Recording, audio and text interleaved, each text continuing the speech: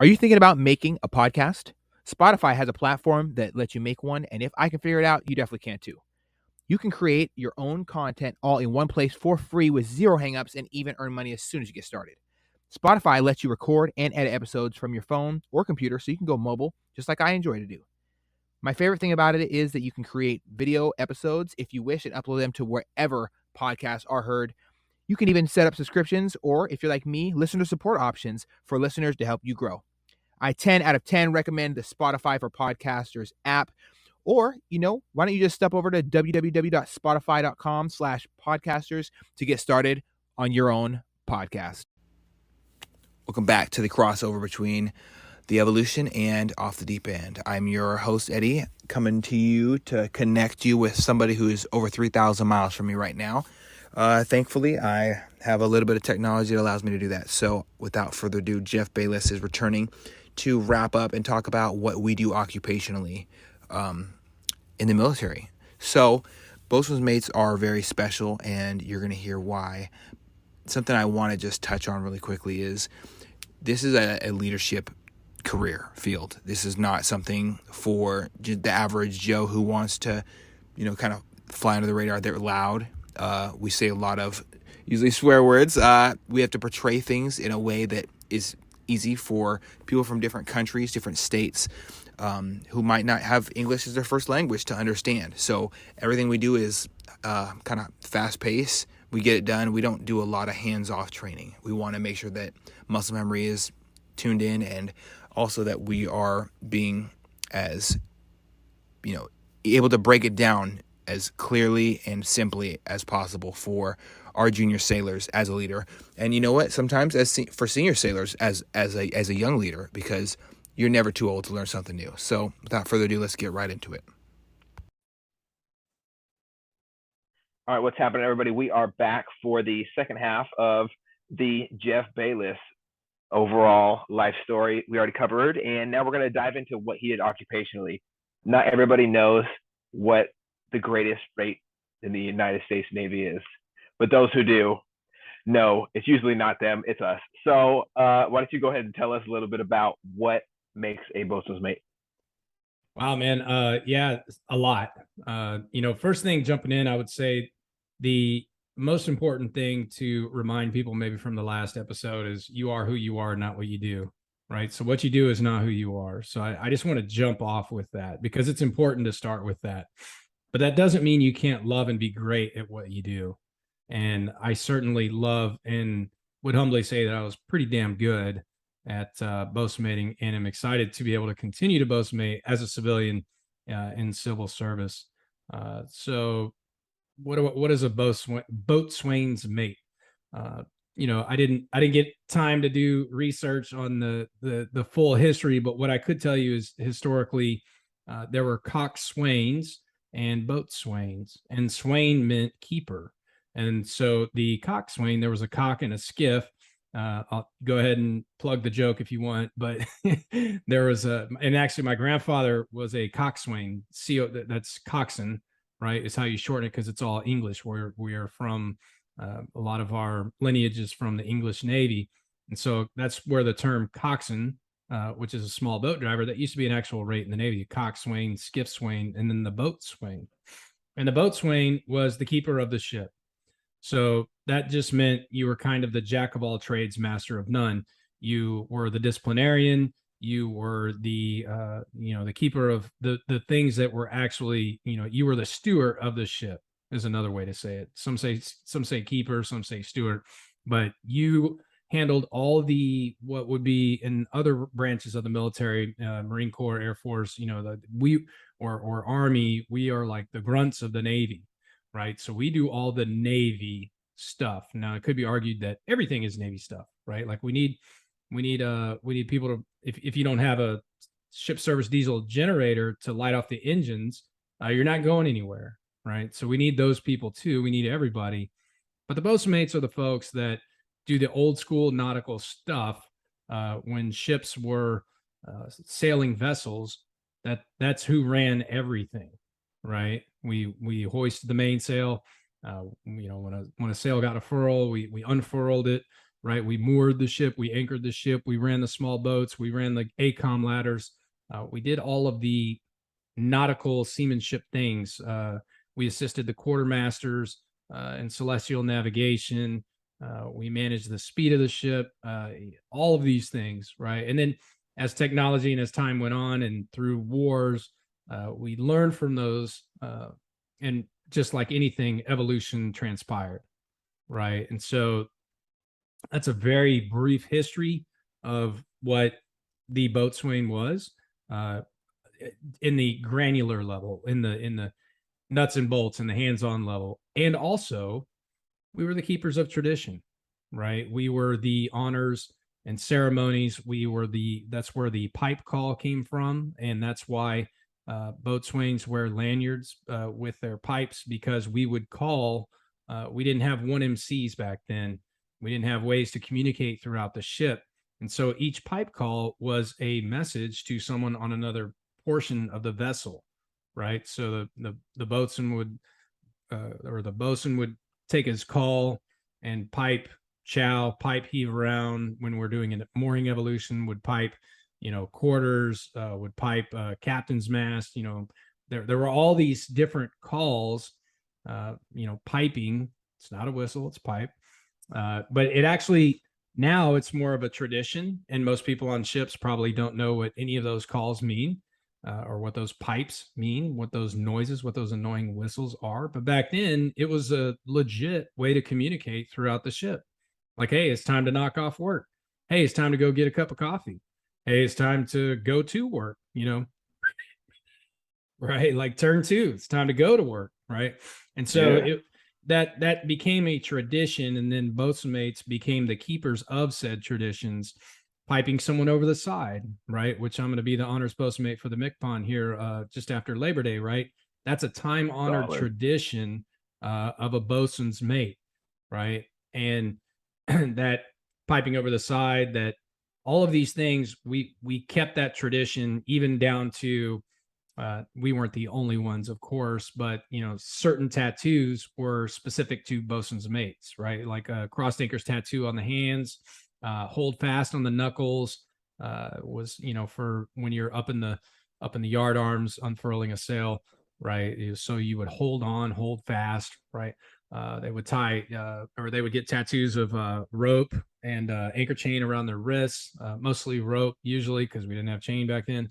But it was, all of these traditional things. The boatswain's mates were notorious for being the keepers of tradition and maintaining the nautical needs of the ship, right? Not that we didn't need everybody, but there were just a lot fewer folks on board that even had some sort of rating. Right now, everybody in the Navy has a rating, has a title, has a a designator, right? Well, back then, you were either a boatswain's mate or you're an able-bodied seaman, or you were a quartermaster, or you were the master at arms, or you were the ship's captain, or the gunner's mate. I think that was the other one too, as well. Was one of the first ones, yes. Yep. But we had actually in Vietnam era, the boatswain's mates were the master at arms at times as well, because there was a tradition as well with right armed rates. My grandfather was a right armed rate. And so what that meant was you were in the line of service. We have line officers and staff officers, right? And the line officers are officers that can take command of the ship. And so before, I don't know the timeline, and somebody can fact check me, but at a certain point between World War II and Vietnam, they got rid of the right arm rates, but the right boatswain mate and gunner's mates were right arm rates, which meant you wore your rating insignia on your right arm. The patch was on your right arm.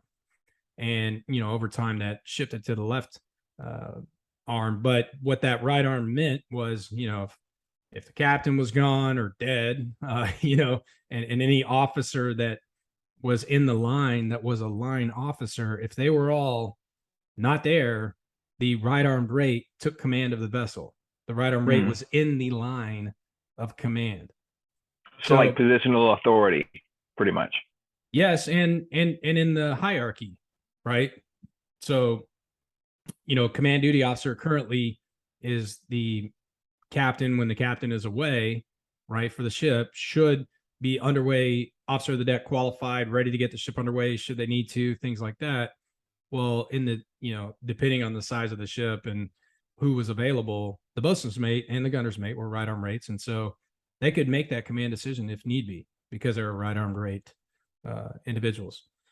So that's a very brief historic, kind of how the bosun mate rating got started, as I understand it, in the history that I've, researched and read about. And so that steeped in tradition gives you a great stepping stone coming into the military, something to be proud of, right? If something is so steeped in tradition, for me personally, it's extremely prideful. And as we talked in the last show, that doesn't mean excessive hubris, right? It's important to remain humble as well, but it's also a damn fine thing to be proud to do, something that has been around for so long and has so much tradition and history and has been so important for so long. And then, so what do bosun mates do today?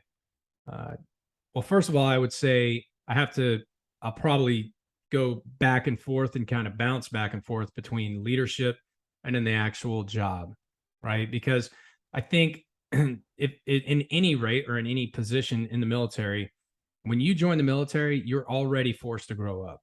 That's it. I mean, we have standards, we have expectations, and when they're not met, they're met with resistance. Or with corrective hands. I don't mean hands-on. I just mean, being corrective. There's a reason that we have structure in the military. And so what happens is you're forced to grow up very quickly. And then what also happens is you get thrust into leadership positions very quickly. You may work at a small company, a construction company, which it's very important for you to do your job. You're a very important cog in the wheel, but you may not be thrust into a supervisory or leadership position right away or at all ever, right? In the military, everyone's a leader. Everybody. It is inherent in the fact that you don the uniform, and I don't mean E1 to E2, right? The E2 is in charge of the E1. What I mean is everyone is a leader. We're all out here to lead each other, right? When I was a young chief, if I had a seaman that said, "Hey, chief, your back pocket button is unbuttoned," I'd be like, "Thank you, shipmate, for helping me. You just, kept me from looking gooned up," right? Like, everyone's a leader and everyone can teach somebody something and everyone can mentor each other. But in the bosun mate rating, I say that to say, in the bosun mate rating, due to the nature of the work that we do not simulate anything. In damage control, there's drills or simulation. In combat systems, there's drills or simulation.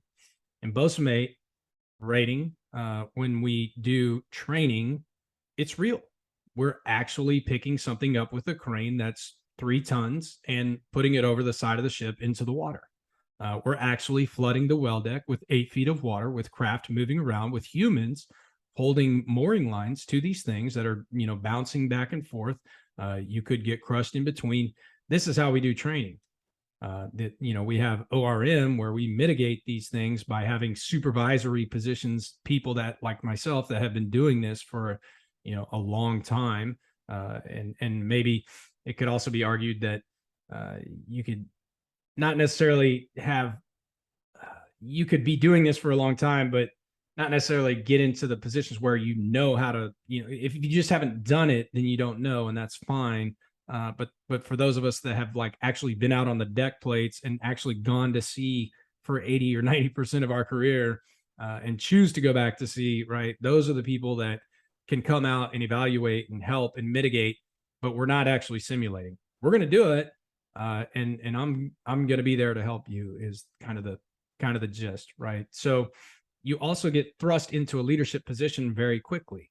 So you could be 21 years old, and be in charge of an evolution where someone could definitely lose their life, right? If nothing else, they could get hurt very, very badly.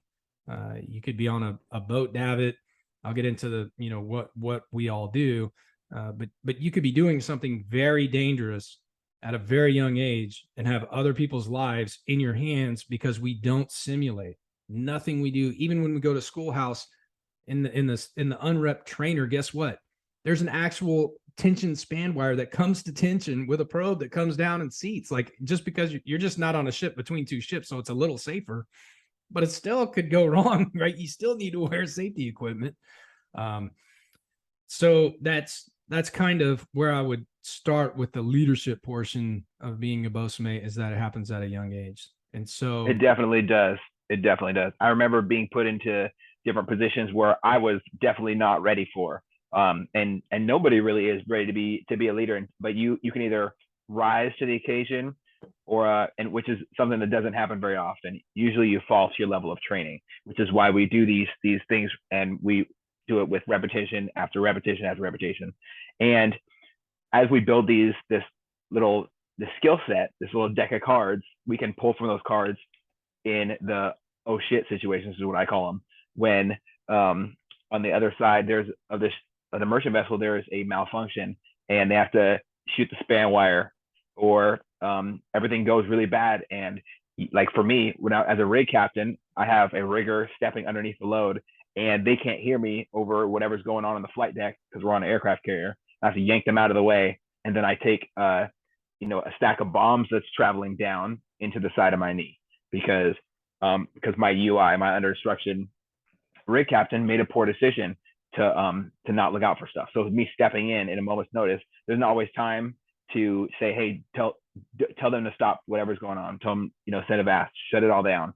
There's not always time for that. You got to learn from this heightened sense of attention to detail, listening to your instructors, listening to people who have actually done things in downrange and teach you that, and then apply it on the spot. There's not necessarily like a training manual to say, okay, if everything goes to shit, stay calm. There's not really. Yeah. That's kind of something I had to learn, and I learned it in school with the real tension span wire and all these things, just like you spoke of.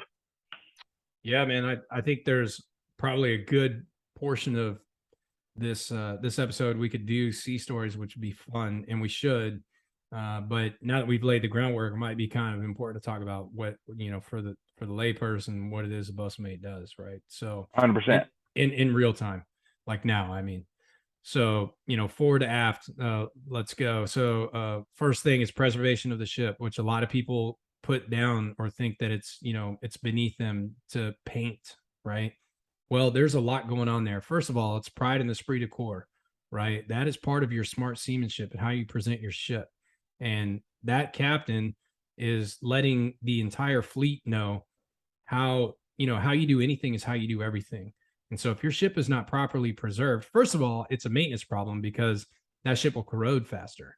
But on top of that, it's a pride thing. How you wear your uniform, how you cut your hair, how you wear, how you salute, like all these things.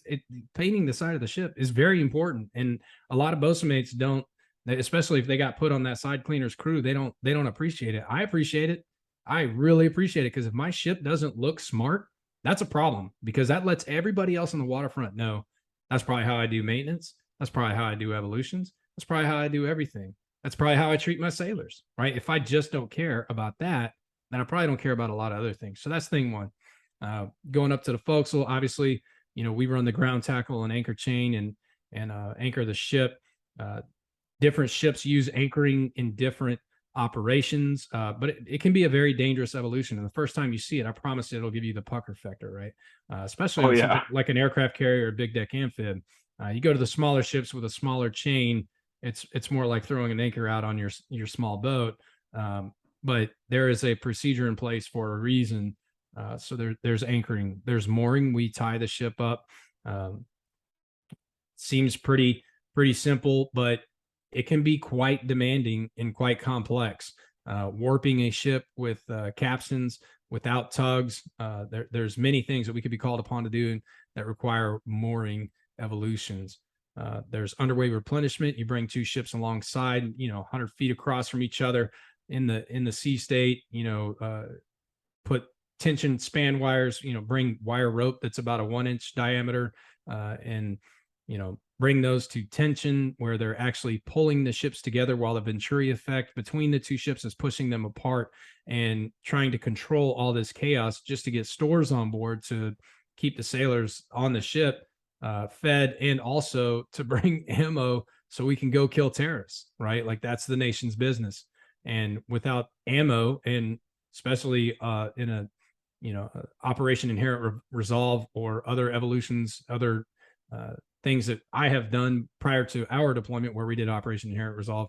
9/11, bro, we brought a lot of ammo on, and oh yeah, I remember lining everything up in Bomb Alley and writing in chalk pin on it.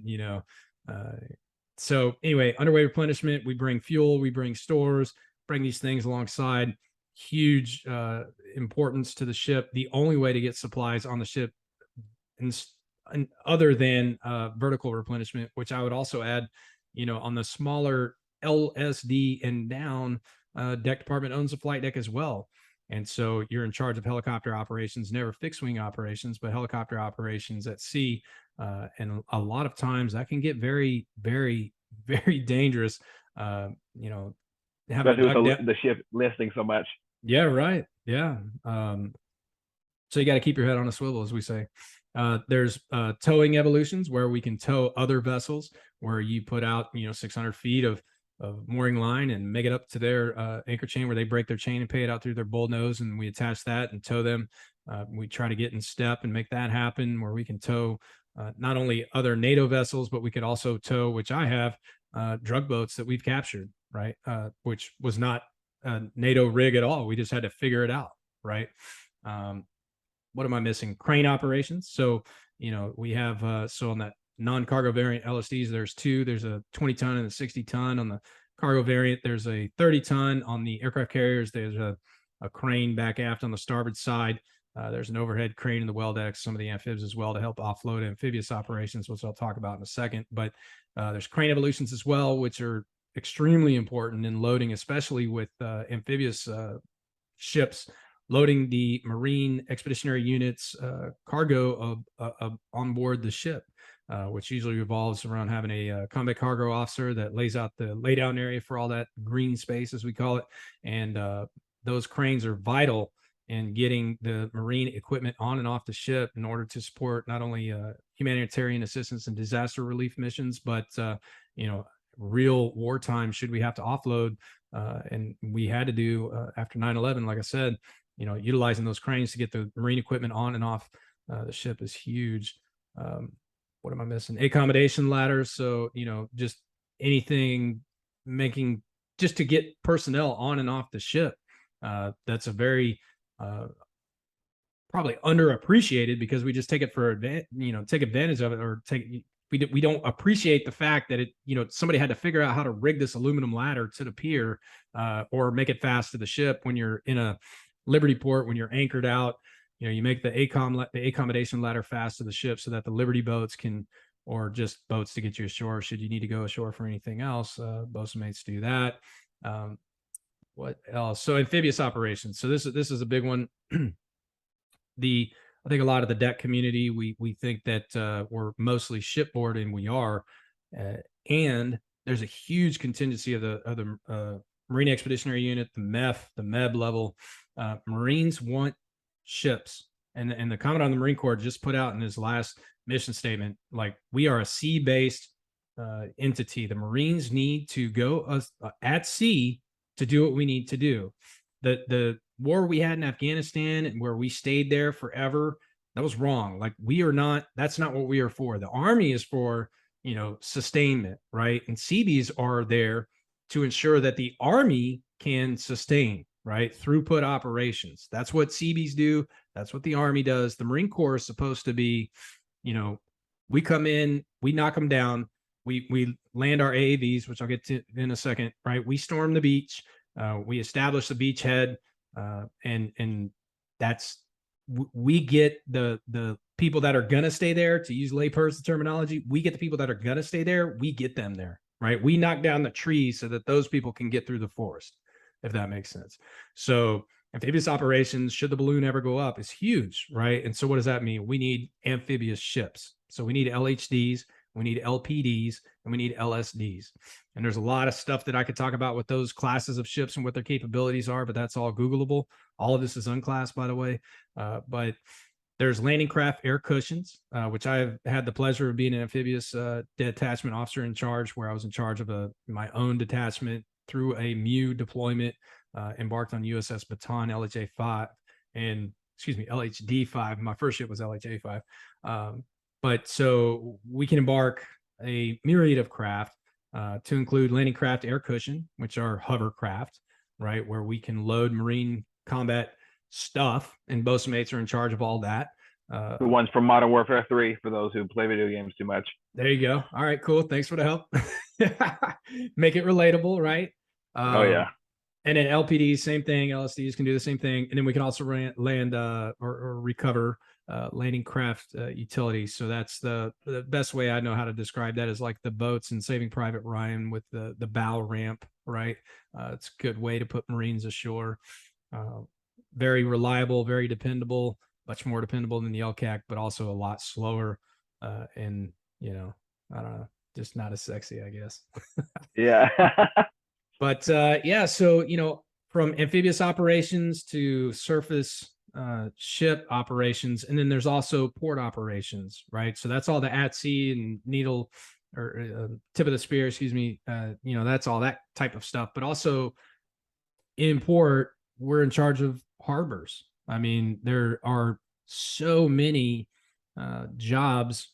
There's also like rigging jobs throughout the Navy where bosun-mates can run cranes ashore and stuff like that. But the biggest one I would say that bosun-mates do that's of great importance to the fleet and to the Navy and to the country is port operations. Without bosun-mates with doing port operations, no ship is coming in or out of the harbor. And that's submarines too. That's aircraft carriers, that's submarines, that's ships. That's a bosun-mate managing all of that. A lot of those guys are my good friends, and it's hard work. It's a lot of communication. It's a lot of late night phone calls when hurricanes come in and brows drop and ships need to come in for emergency repairs and ships need to get underway for emergency stuff. That is all the bosun-mates at the senior level making the phone calls, coordinating it, but also at the junior level, actually coordinating, getting people there to cast them off or to make sure the brows are placed properly or to make sure the brow stands are in place or to make sure that they have the standby generators on the pier or even just a ship in a maintenance period. It's a bosun-mate that goes down there and says like, hey man, you can't have all this hazmat on the pier, all this paint and stuff. You need to clean up your pier area, right? Just to make things safe and functionable. So that, man, I talked for an hour right there. And I know like it's a lot, but I'm excited about it, right? Because it's what I love. It's what I'm passionate about. But that is what we do. And the reason we do it is because we, again, to call it back, we are the servants, we are the keepers, we are the tenders of the ship. And I would argue we are the keepers of the fleet. I completely agree. I think also more than that, the bosun-mate rate also maintains the entire history of the United States Navy and completely upkeep it. The entire time I thought that I was in the military, I was like, oh my God, this is so much. Why are we doing all these things?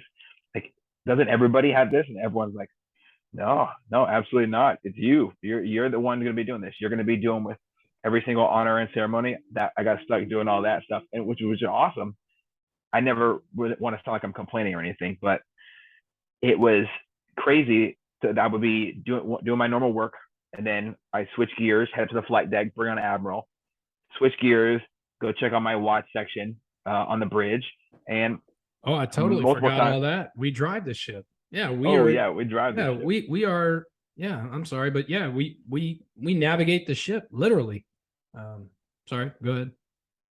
Yeah, that is true. I spent a lot of time checking up with my watch section. Any issues they had, I was quick to run up the 10 flights of stairs all the way up to the bridge. And I want to say, while you talked about us needing to maintain order and discipline throughout the ship, if there was a failing situation on the bridge, I've had to remove over 3 officers from the bridge because they just, people call it cabin fever. I call it screws getting loose in the head. Some people just need to take a second to breathe, and they kind of go a little stir crazy while we're deployed. I've removed 3 officers in my career from the bridge for pretty much going kind of crazy, and then the MAs dealt with it after that. They're not always up there on the bridge, but I am as a bosun-mate of the watch. So if I know a situation up there, I step over and say, hey, I'm invoking my positional authority. It's time for you to leave now, and I grab them behind the arm and give them a little bit of an elbow assistance out of there. So maintaining order and discipline on the bridge is also another responsibility recovering missing barges that decide to have the lines part from the pier, and I have to. I almost went swimming a couple times doing it, but lassoing, bollards, chocks, anything I could get on any bits or cleats, which are all the nautical things that stick out from places and you can trip over while you're at sea. Lassoing those and yanking the barge back in, or trying to wrangle a Yokohama in really, really bad storms. So these big, giant, black inflatable things, and they're rocking like a bucking bronco, and you try to lasso one of those. And I'm not from the South, so we don't do that. But it's definitely a great skill that I was able to learn. Well, I think what I was going to say is, to your first thread, the difference, I think, in the bosun mate rate with other rates in the Navy is if you ask a bosun mate to do something, even if it's not their job, you're never going to hear a bosun mate say, a good bosun mate worth a grain of salt, that's not my job. There are other rates in the Navy where they'll be like, I don't know how to do that, and that's not really my thing. Why don't you go talk to this guy? If they even give you that much. But a bosun mate, if you're like, hey man, I need this valve, I need the gasket swapped out in this valve, a bosun mate will be like, okay, yeah, I'll figure that out. Where's Toulouse? Give me a Red Bull. Yeah, right. Yeah, give me a Red Bull and some chew, and I'll figure it out. Yeah, absolutely. I have so many positive memories from the random things I got asked to do as well. From hand splicing halyards while we're underway in the middle of the night with a quartermaster holding one of those red flashlights, and me trying to stay awake. I remember I threw in as much chew as I could. I had drank like 4 Red Bulls throughout the night. I was already up for 48 hours at that point before I started splicing. And so I spliced all the halyards on I think it was the G-dub. And I also did it on the TR twice. So nice. I really got to enjoy making my mark. Along with that, a lot of fancy work all over the TR as well. And that was something super special to do. Yeah, fancy work's cool. It goes back to that tradition, right? Steeped in tradition. Man, I have so many sea stories. Like one that just came to mind, which I don't know how spectacular it is. I have some very harrowing stories, but one of the ones from my younger years, I would say, is definitely, I almost sunk a boat one time. You just make a lot of stupid things that you learn from not putting the bilge plug in on a LCPL. There's a lot of just stupid things I did that I somehow eked through. But I remember you were talking about barges running away. We had a paint punt, which is, for the layperson, just a little John boat you paint the side of the ship with, and somebody didn't tie it to the paint float, and it was floating away. And there was some 6 thread, which is some small manila line right there on the side port. And I didn't have a grapnel hook or, anything like that, but it had a swab bucket. And back then, they were aluminum, and there weren't these plastic yellow buckets, for mopping. And I grabbed that swab bucket and that 6 thread, and I coiled it up real quick, and I ran out to the flight deck and just, at a Hail Mary, just toss that thing like a heaving ball, right? Like a heaving line, and just toss it out, and did one of these numbers across on my chest, hope and pray, right? Threw it out there, and it landed in the boat and smacked nice. and it flattened because of the the force on the damn old ass thing, and I was able to pull the dang paint float back in, utilizing nice. Stupid swab bucket. But so you didn't have to swim that day. That's good. Not that day, yeah. But part of that story, I guess, is the improvised part, right? So yeah, a lot of times you'll be doing a deck evolution where, especially if you're in training, we have time to stop and figure it out. But if you're deployed and, or if you're actually underway replenishment between ships, I don't have time always. And like you talked about jumping in during an unrep, there's a lot of times you have to improvise, right? And span wire came over crooked, or, around the messenger came over the span wire. Not too many details, not worth explaining, but a lot of times there's tech manual things, for a double probe receiver, you have short straps and long straps and ways you're supposed to stop it off. Single probe receivers, the only way to do that is to actually disconnect it and just kind of figure it out. And you won't find that in a tech manual anywhere. You won't find that in a rate training manual. That's just figuring it out. And hopefully somebody had showed you, and I hate to say tribal knowledge because we should not use tribal knowledge, but sometimes when you're actually in an operation, that's what requires discernment from leadership that has wisdom and has experience, right? Okay, listen, this is safe. And sometimes I would say, And I'm not saying this is right, but sometimes I would say, hey, don't do this, but I'm going to do this. Like, this is what we need to do right now. I'm not saying this is the right thing to do. Please do not do what I do. But right now, I know that this is a requirement. We had an emergency breakaway on USS Stockdale, and the ships were separating. The underway replenishment ship was separating, 800-foot span wire. We were probably at like 700 feet, right? Oh, And no. the aft station got disconnected, emergency breakaway, no problem. Midship station, which I was on, because the cargo station, because we were a new crew, I figured I'd put myself on the cargo crew because, more people had done fuel than had done cargo, or more people had done fuel more times than they had done cargo. And so I decided to put myself on the cargo station, and we had gotten the high line detention, and it was, swinging across the deck and like, trying to take people out and stuff. And I grabbed some 21 thread and just kind of lassoed it around the high line to hold it so I could get it tripped. Right. Which at least I didn't actually grab the wire, but still it was dragging me across the deck. And I went up to the station 3 on a DDG. I went up there and they had abandoned the station. And so that span wire was going to pull the unrep station off the side of the ship. And so I ran up there and grabbed a hammer and just, popped the Pelican hook. Yeah, popped the Pelican hook. And it went out like a shotgun. I mean, it was boom, right? Like straight across. And we had a debrief in the wardroom afterwards, and the captain was like, I can't believe you did that. Like, you should not have done that. And I was like, you're right, I shouldn't have done that. But more importantly, I shouldn't have done that in front of the people I did, because now they think that that's what you're supposed to do, right? You're not supposed to do that, but sometimes you improvise. You know what I mean? Absolutely. Sometimes you improvise. And one of the craziest things I've ever heard from one of the leaders, but did you die? Mm-hmm. And that's not necessarily a thing you want to tell to a bunch of kids fresh out of high school who have never really had a job other than like Wendy's or helping their mom out at their little family bakery or whatever. You don't just tell them, oh, did I die? No, 10 fingers, 10 toes is not always the good solution. You want to praise sailors that are under your jurisdiction for doing a great job and uplift them and empower them to step into their own little leadership role on their own. But at the same time, we do not want to give them any bad ideas. Advice, yeah. One time, I've done a lot of bad ideas. So one time I was, we did a Southern Partnership Station, which is basically you go down to Haiti in that area to do counter drug interdiction, which actually was pretty cool. I ended up like in the Navy Times, like slinging bales of cocaine across the boat deck. Like, here's Jeff Bayless centerfold. Yeah, I know. Way to feed my ego, right? But anyway, yeah, it was a sexy deployment, and we went down there under the cover of mostly doing HADR, humanitarian assistance, like teaching people how to, irrigate water and make areas where they can poop and pee and not get diseases, right? And like that was the main thing. And underneath that, we were actually out there with two 46s that were folded on my flight deck, which was not authorized. We got a waiver for that. We were type 2 level 1 alpha, which means we weren't supposed to have, we were just a lily pad for helicopters. We weren't supposed to deploy with them, but we did. So my ship looked like Sanford and Son. I had two helicopters on the flight deck, which you're not supposed to have long term, right? Basically on deployment, because I don't have an AIMD like we had on TR, right?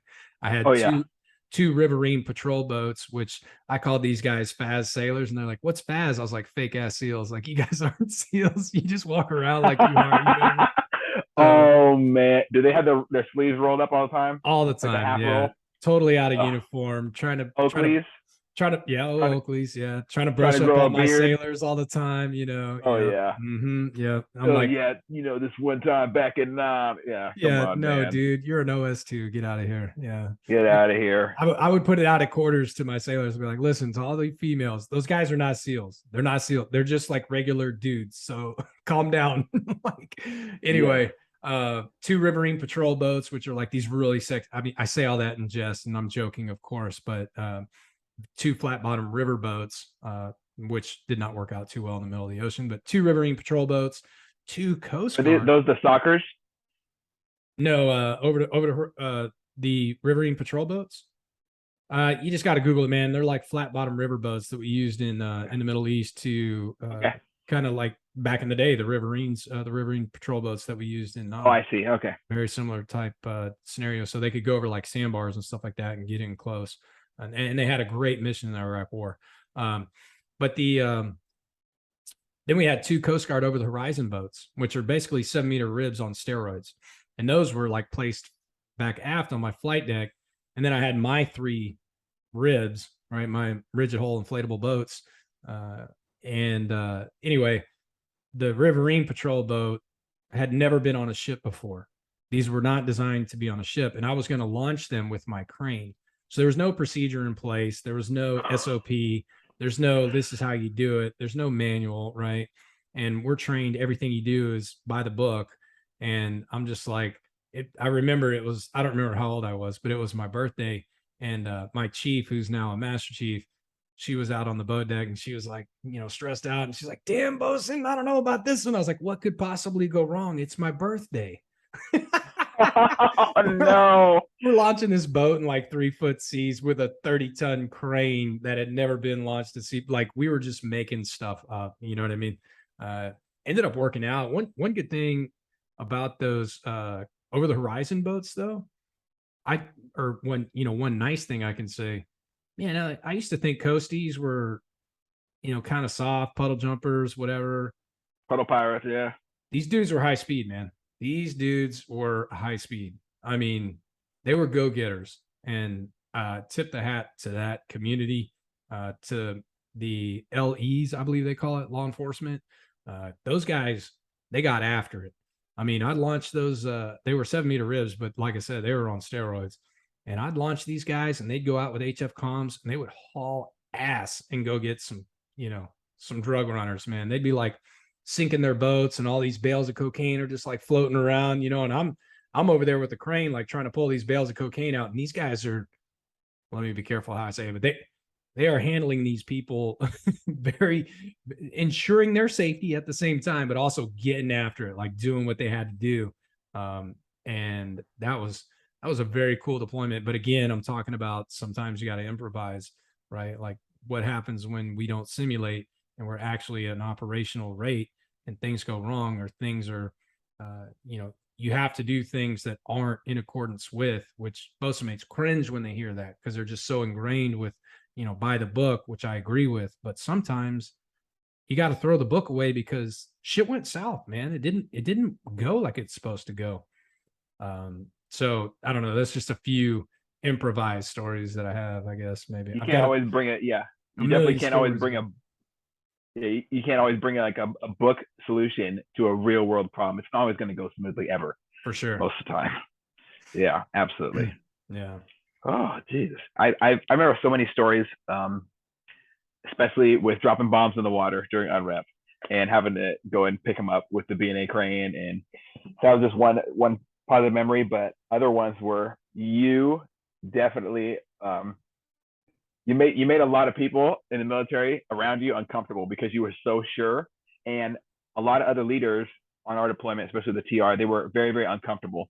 I'm not going to say any certain names, but there's certain other officers that they were very timid when it came to making decisions on the fly. They wanted, all right, hold on, let's slow it down and look at this. And your confidence really inspired the people that were under your supervision to kind of do that same thing. Like Chief Brontes is someone who does it as well. Well, like I think I said last episode, inaction is the worst action. 100%. Yeah. Sometimes I don't have time. Here's a funny story. Finish your thread. I'll come back to it. I'm sorry. Oh, that was it. No, you go ahead. So that same deployment, we had a chaplain, super good dude. Like, he's still in the Navy, like great chaps, right? I love this guy. And we would be out on the boat deck sleeping, because all of these operations happened at night, right? You'd launch the helicopter, which is deck department. You'd launch the helicopter, man the crane, man the davit. You're doing like 17 things at once, right? So you, in between, you're just sleeping out on the non-skid because, why go to your rack? You're going to get called out here in 15 minutes. So Chaps was out there to give moral support to the guys, which I appreciated. You know what I mean? I was like, that's great. And the XO came down. He's a super good dude, still in the Navy, 06. He will make admiral. I won't say his name. He's, I don't know if he would appreciate that or not. Yeah. But I love the guy, like legit. He knows who he is if he listens to this. I genuinely love him. Great leader. But he would come down and just check on the guys and stuff in between. And it's like 2 a.m. and he's up on the bridge and it's like back's hurting and I'm like tired and everybody's just tired. And then all of a sudden we get spun up, right? Like, whoop, like, all right, we got to go. We got to go. We got some drugs to catch. We got some dudes, right? So I've got these two boats, these two riverine, or no, this is the Coast Guard over the horizon boats, just swinging in the air, like 30 feet in the air. And I've got like 15 sailors on each line getting drug across the deck, like back and forth and back and forth. And I told him at one point, I was like, hey, listen, if you get close to that edge, just let it go. I'll lose a boat. I don't want to lose a sailor, right? I had already like told these guys. So anyway, they're tired, right?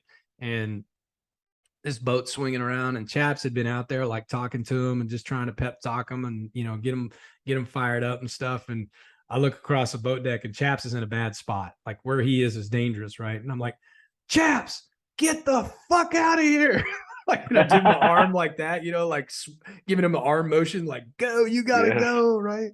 And I didn't even think about it, but like years later, we served together at Beach Group, and he's like, hey man, remember when you cussed out your chaplain? I was like, oh no.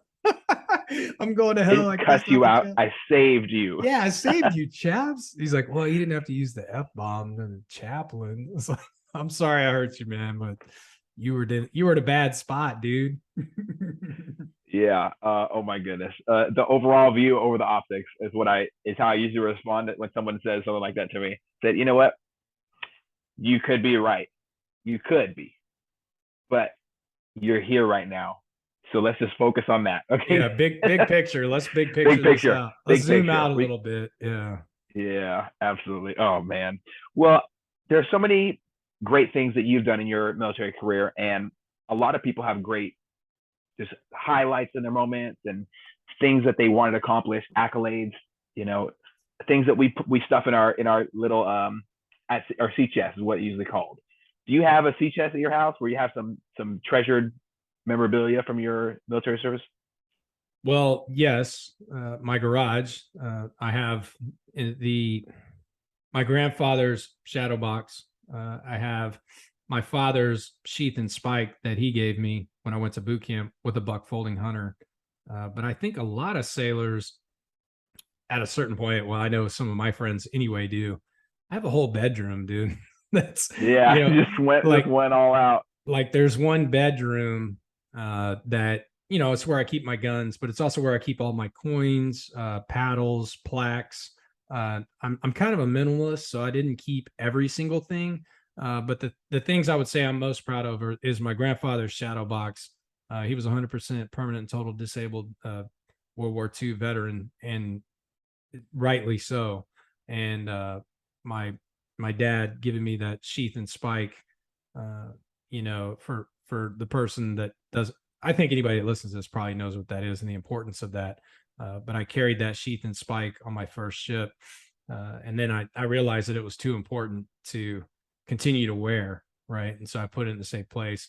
So those things, every coin I have, I would say, and I'm not poo-pooing anybody that has bought coins, because a lot of people do buy coins, and that's great.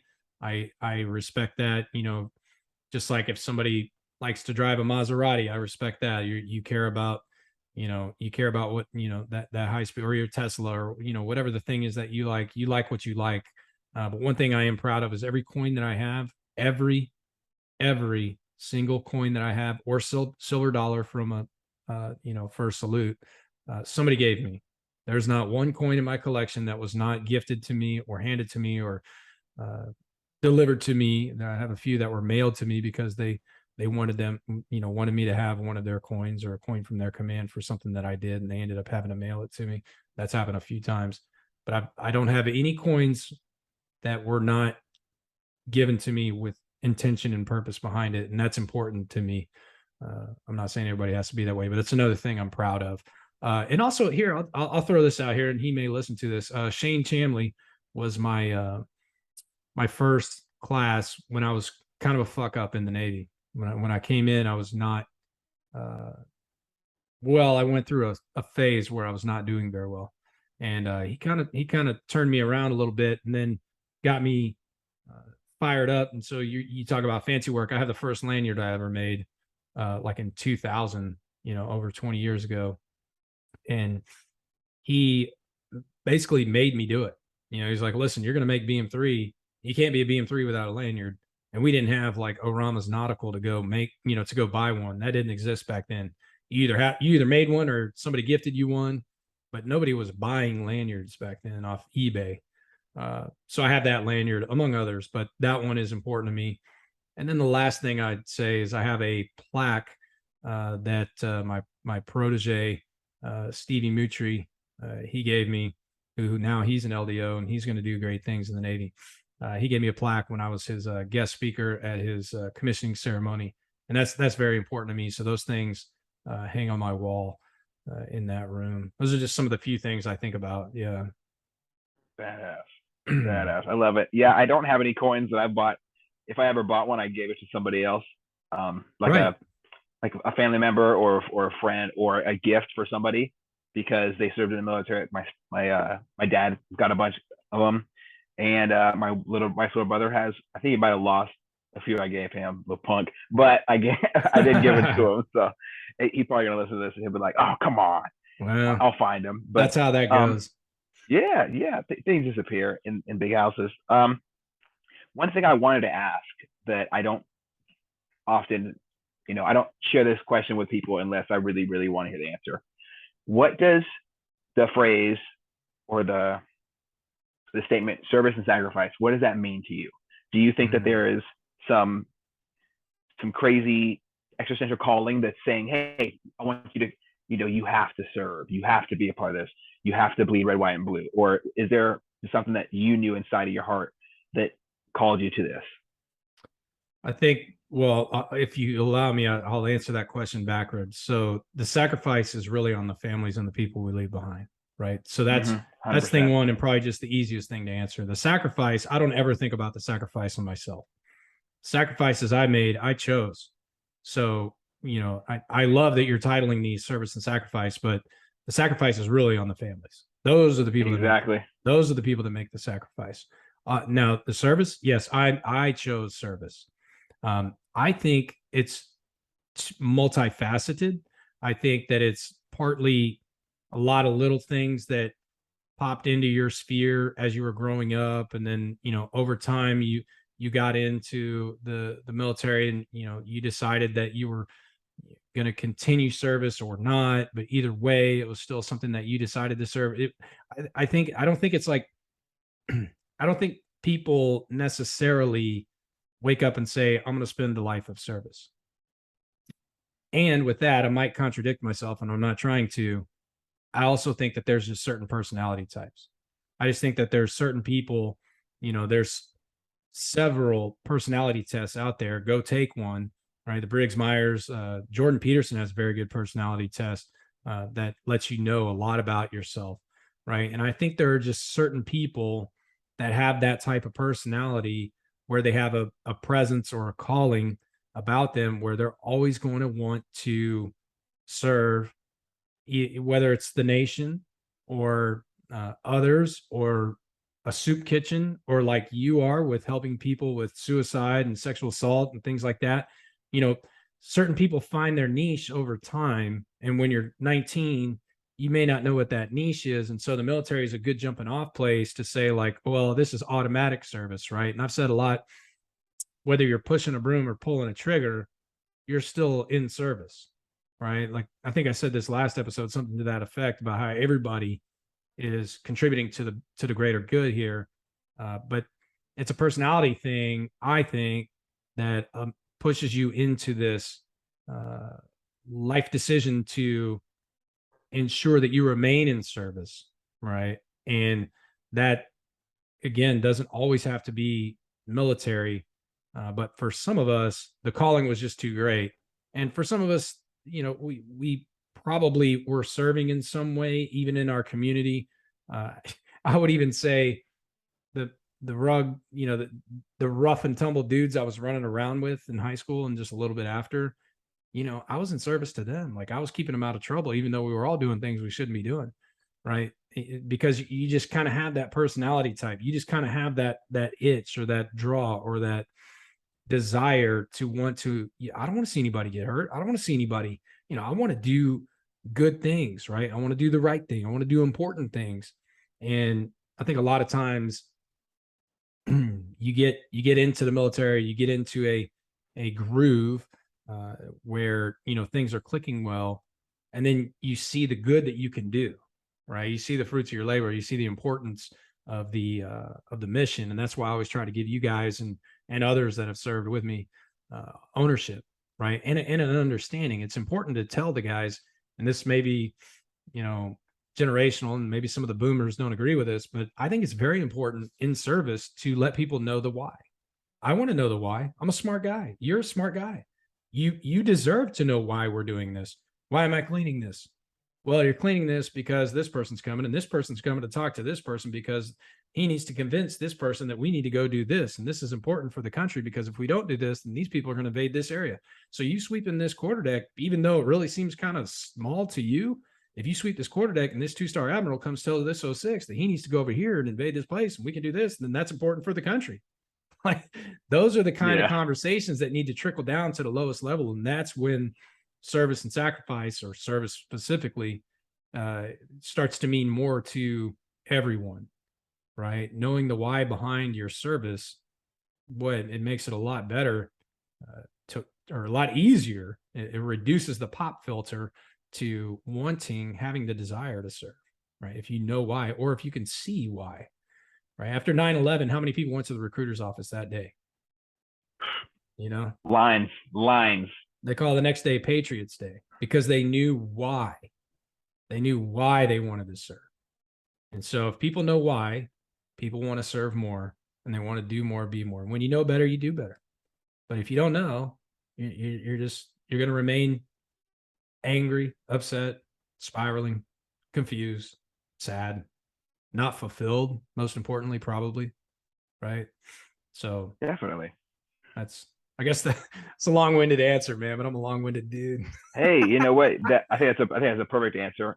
What I normally describe service and sacrifice is as a part of you for a part of them, right? So you're giving a part of yourself to the universe, and it's going to give you something back, whether it's somebody paying for your food at an airport, or somebody high-fiving you, saying thanks for your service, or sometimes just looking in the mirror with that American flag on your shoulder, or with that collar device you have, or you look at your really messed up military haircut that you just got, or sometimes it's looking back. For me, looking back on the pictures of me in the military, I'm reminded of something that I've always wanted to do since I was a child. I wanted to give a part of me for a part of this, and to be a part of this big, huge, beautiful circle that's called the United States military. And as far as the military goes, there's so many of us that are connected now because of it.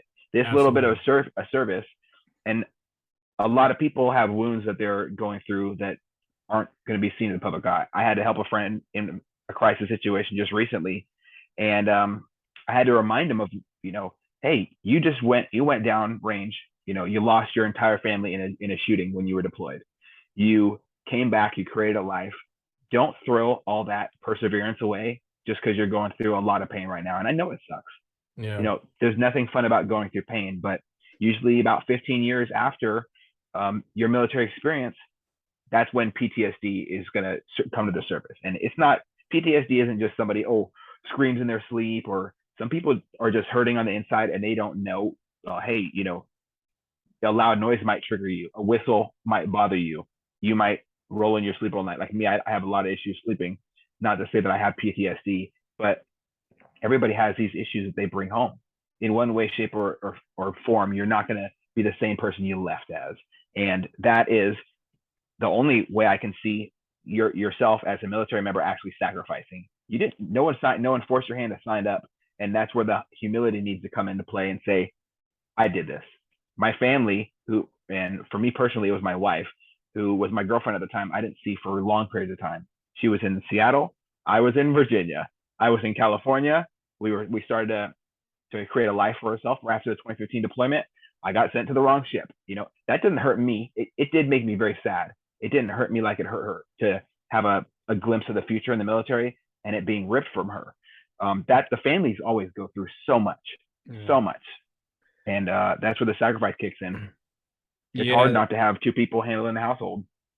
I talked about it in the last episode, but if somebody doesn't listen to that, I can't let you bring up PTSD and not have just a few maybe closing statements here as I wind down. But the PTSD thing, I have PTSD, and a couple of things. Thing one was you probably brought compounding trauma into the military, and then the military just compounded more. And so I don't believe for most of us that it's one traumatic event. Now it can be, but I don't believe for most of us it's one traumatic event where you're like, okay, that's it.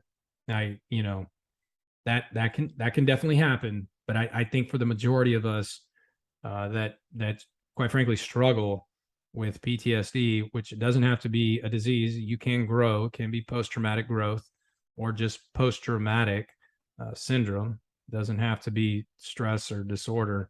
There can be a way to cope and deal and to do good with your post-traumatic experience. But the PTSD thing, you most likely had something that compounded that along the way. So it's again the little things that you're going to do along the way to help yourself and those around you. So that's getting help, doing some sort of healing modality, whether that's praying, yoga, running, finding a way that helps you heal, and then eventually getting to terms with it. And it's not really like it ever goes away, and also it's not really like when you got the diagnosis for PTSD that all of a sudden you became a different person. That's how I felt when I went to the doctor and came out, and the psychiatrist was like, yeah, PTSD, here's your Zoloft, have a nice day. I was like, holy shit, like I have PTSD. It was almost like I just got it. You know what I mean? And after a while, like you contracted something. Right. Exactly. And I had to remind myself, well, I'm still the same person as when I woke up this morning. Still the same person. I just now have this, which I can utilize as a vessel to move forward.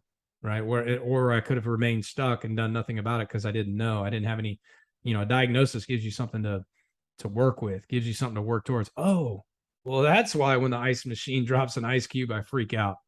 Right. That's why I have to go down and check the locks on the doors, twice. Right. Part of that's probably some OCD too. Oh, I'm not the only one who does that. Yeah.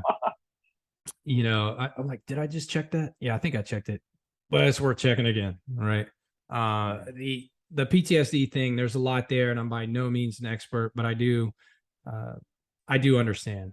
And if you are struggling, it's okay if you have PTSD, and it's also okay if it's just anxiety or some other thing. Either way, it's worth checking before it manifests into something detrimental. So, and it's not just military personnel, it's law enforcement, it's first responders, it's folks with childhood abuse, it's folks that have been abused in their homes, it's folks that, there's a number of ways where you can develop some sort of pathology towards this traumatic event. And I think it's very important to give yourself a little bit of grace, get the help you need, and don't be afraid either. Like, I don't run around with a banner, saying, hey, I got PTSD, but I'm certainly not afraid to share and help someone that may be struggling as well. So, definitely remove any kind of stigma. It's not cool. It's not something to brag about, but it's also not something to be ashamed of. It's just another thing. It's just another thing that makes you unique, right? And makes you who you are. Yeah. So, and you're bruised. You're not broken. This is not like the end of the line for you. There's definitely ways to step out of whatever darkness you're in, and that's the most difficult thing to get across to people. Usually, when I have friends in crisis, me and my buddy Tilo, for my first episode of Serve and Sacrifice, we spent a lot of time walking people off the ledge, and it sucks. I at least once every 2 weeks, I'm talking to somebody who's going through a moment of crisis. And the easiest thing that I always recommend to people if you're listening to this and you're facing that situation, your friend's about to harm themselves. First off, just be genuine. Just have a conversation. Let them know that you're just there. Don't treat them like they're a baby. Just talk to them and say, hey, what's going on, man? Like, just talk to me. There's no reason to. Let's not get to the point where we're making decisions. Let's just talk. What do you? Let's talk through this. Help me understand so I can help you find a solution to this. Because there's nothing that you have done in your life that you can't walk back. There's things you can do that cross lots of lines, but there's nothing that you can't build off of and recover from. So I agree. And PTSD is definitely not, it's not the end of anyone's story. There's still blank pages in this book to be written. I mean, for some of us, it's the beginning of your healing journey. So there's a story there. Absolutely. And I hope it is. I hope it definitely is healing for everybody. Right on, man. Well, shoot. Did we cover what we think we wanted to cover? Did we kind of? Yes. Absolutely. Of course, we started with the traditional historic Bosamate. Then we got into the sort of actual nuts and bolts of the now Bosamate, and then we got into some just meaty topics as well. So I feel pretty good. Yeah. Man. I appreciate. I feel pretty solid as well. I appreciate the time again, and I hope this helps. And hopefully, neither of us are gurus. I'm not your guru anyway, but I'm just a dude that has been through some stuff that's tried to learn from it and help others on the other side. So hopefully this was helpful as well. Absolutely, brother. Evolution takes a lot of different steps and twists and turns. And I think that if you're listening to me right now, I'd love for you guys to jump on and listen to things Jeff and his great friends talk about. A lot of it's, I'm going to be honest, there's a lot of big words involved. And I'm not a big word guy. I've had quite a few head injuries, so memorizing names is difficult enough for me. But the messages portrayed in these conversations are life-changing. I don't listen to Joe Rogan anymore. I listen to Jeff. So I really do recommend you tap in. I appreciate that, bro. Yeah. Hey, we're all just out here trying to level each other up, genuinely. Like that's, like I said last time, like, don't be the ship, be the lighthouse. I'm not out here. I'm not trying to make anybody do anything. I'm just going to be the lighthouse. The lighthouse doesn't care if you see it or not. It's just putting out the light. And that's all I can do is be the lighthouse, man, and hope that, it keeps somebody safe in harbor. That's really all I'm trying to do. You never know how many ships you help stay safe in harbor. But I'm going to keep putting out that light. I think they're going to keep receiving it as well, man. Well, thank you very much for your time. And I think that is a wrap. Thank you, everyone, so very much for listening to this point. I am overwhelmed with the opportunity to connect two people together and just have a conversation about their life experience. Sometimes we joke around a lot. Other times it gets very serious. Sometimes we cry on here. This podcast was created to provide a safe place to talk about things that are unsafe to usually talk about. There's no judgment here. I usually say a lot of things out of, just joking around. And if there's something I said that truly hurt you, I do apologize. There's never any reason why I would want to hurt another person. But part of this is just expressing yourself, and sometimes we don't always get it right. So please do forgive me. That being said, I am always subject to change as far as my opinions and self-growth. This is a self-growth opportunity for me to listen to somebody else's life and gain perspective and experience from someone who's usually not even anywhere near me, sometimes 3,000 miles away or in different time zones. And I always take it with the utmost honor being able to do so. So thank you so much for everybody that's came on so far, everybody that wants to come on and is reaching out to me. I appreciate you as well. I look forward in the future to continue these conversations and go over these things that society tell us to keep to ourselves. Every single day that we express ourselves and unpack some of these boxes that we got in our attic, we become less prone to suicidal thoughts, extreme depression, anxiety, and holding on to traumatic experiences. I look at this as an opportunity to open some of those boxes up. So thank you very much for reaching out to everyone who has. And I look forward to listening to you sit down in front of me and to talk with you in the future. This is something that is very near and dear to my heart, and I don't always open up as much as I'd want to. Every time I get on the microphone and talk with somebody else, it's a new experience for me as well. I'm not doing these rehearsed conversations. Everything is straight from the hip. We're not even taking time to line up the sites. So thank you very much for having a little bit of patience with me, as sometimes we get a little bit messy in our conversations, or emotional, or hurt, or we have to take a second and stop recording altogether to collect ourselves, because we really do get into the nitty and the gritty sometimes. If you wish to support what we got going on here, please you just reach out. Tell a friend about this. Let's start these conversations, and slowly we can work to get these suicide numbers down and make it normal and remove the status quo of men and women needing to talk about their feelings. There's nothing wrong with saying, hey, that fucked me up or it hurt me. So I really do appreciate you listening. I hope you have a great day, a great weekend. Hope your family is in good health. And thank you so much for tapping in. If you're willing to support what we do, please tap the link below on my Popple, and let's just get connected and talk about this. That's the best way you can do to support what we got going on here, is just to chat with me. And I'd love to hear your story. So please do reach out. Much love.